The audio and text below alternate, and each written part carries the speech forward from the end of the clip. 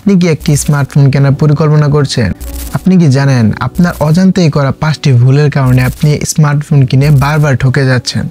হ্যাঁ, আজকের ভিডিওতে আমরা এমন কিছু 5টি ভুল নিয়ে কথা বলবো যে ভুলগুলো করার কারণে আপনার স্মার্টফোন কেনার পর বারবার হতাশ হয়ে পড়ছে। আজকের ভিডিওতে আমরা ইন ডিটেলস আলোচনা করব একটা স্মার্টফোন কম দামের ভিতরে আমাদের চাহিদা অনুযায়ী কিভাবে আমরা স্মার্টফোন কিনলে দোকানদারের কাছ থেকে আমরা জিতে আসতে পারবো, চালাকি করে আমরা কিভাবে একটা স্মার্টফোন কিনবো খুবই কম দামের ভিতরে, সেই নিয়ে আজকের ভিডিও। আমরা একটি স্মার্টফোন কেনার সময় ব্র্যান্ড ভ্যালুকে আমরা অনেক গুরুত্বপূর্ণ অংশ হিসেবে দেখি এবং আমাদের অ্যামাউন্ট অনুযায়ী সেই ফোনটি কেমন হবে সেটা আমরা না দেখে ব্র্যান্ডের দিকে তাকিয়ে থাকি। আমরা অনেকে জানি না একটা স্মার্টফোনের ভিতরে চিপসেটের কাজ।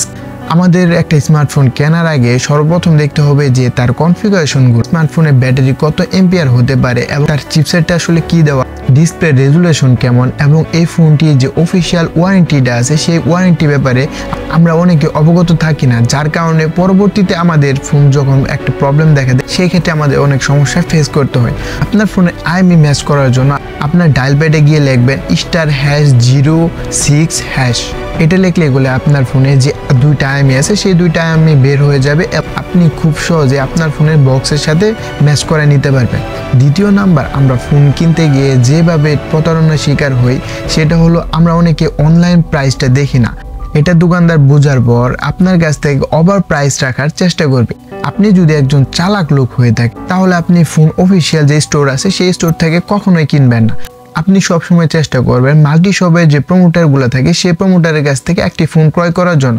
অনেক ক্ষেত্রে দেখা যায় মাল্টি শপের যে অথরাইজ যে স্টোরগুলো আছে সেই স্টোরগুলোতে করলে আপনার ওভার প্রাইসও রাখা হয়। তো দুইটা ফোনই করলে আসলে এক, মাল্টি শপের ফোন আর অথরাইজ স্টোরে যে কোম্পানি স্টোর থাকে সেই ফোনও করলে দুইটা ফোনই হলো যে আপনি ফোন কেনার আগে অবশ্যই সফটওয়্যার আপডেট সম্পর্কে সকল বিষয়ে ক্লিয়ার হয়ে নেবেন। আপনার ফোন যদি কোম্পানির সফটওয়্যার সাপোর্ট না দিতে পারে তাহলে করলে আপনার ফোনের পারফরমেন্স ড্রপ করার সম্ভাবনা অনেক ক্ষেত্রে দেখা যায়।